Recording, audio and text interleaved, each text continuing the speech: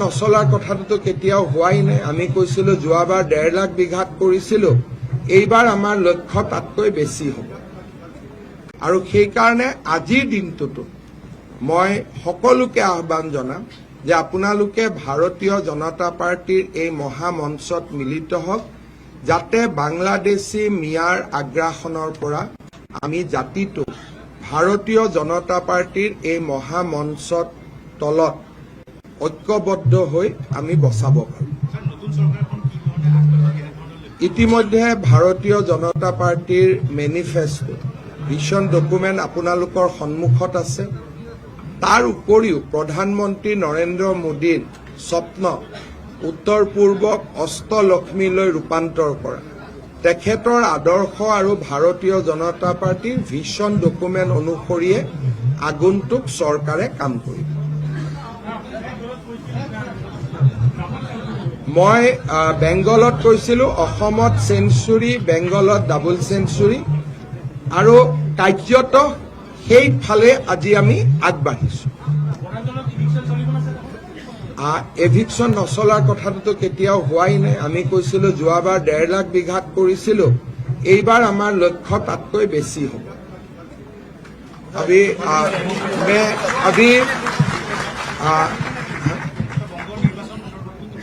পশ্চিমবংগৰ নিৰ্বাচনৰ বিজেপিৰ বিজয় অসমৰ বাবে এটা অত্যন্ত ইতিবাচক বাতৰি।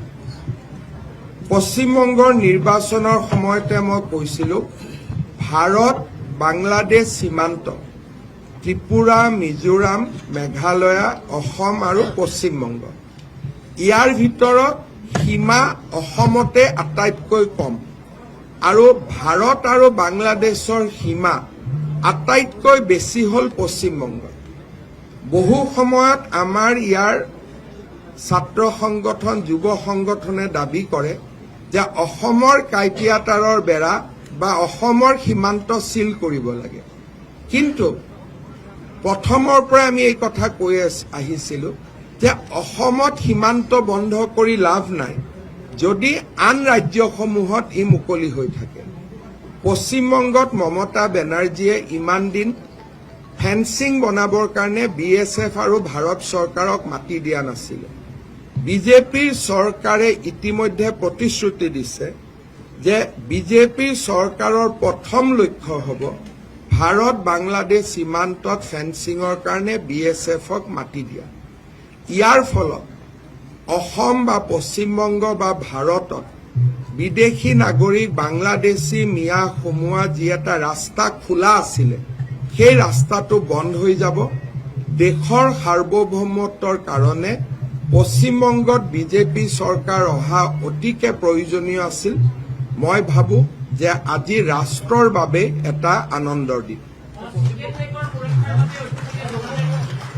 মই এটাই কথা ক'ব খোজো যে বাংলাদেশী মিয়াই হওক বা সীমান্তৰ লগত জড়িত বিষয়বোৰেই হওক, অসম, পশ্চিমবংগ, ত্ৰিপুৰা, মেঘালয় বা মিজোৰামত বন্ধুত্বমূলক ৰাজ্য চৰকাৰে আমাৰ দেশৰ সাৰ্বভৌমত্বক সুৰক্ষিত কৰিব। मैं हिंदी में आता हूं, एक बार आसामीज को खत्म कर लेता हूं।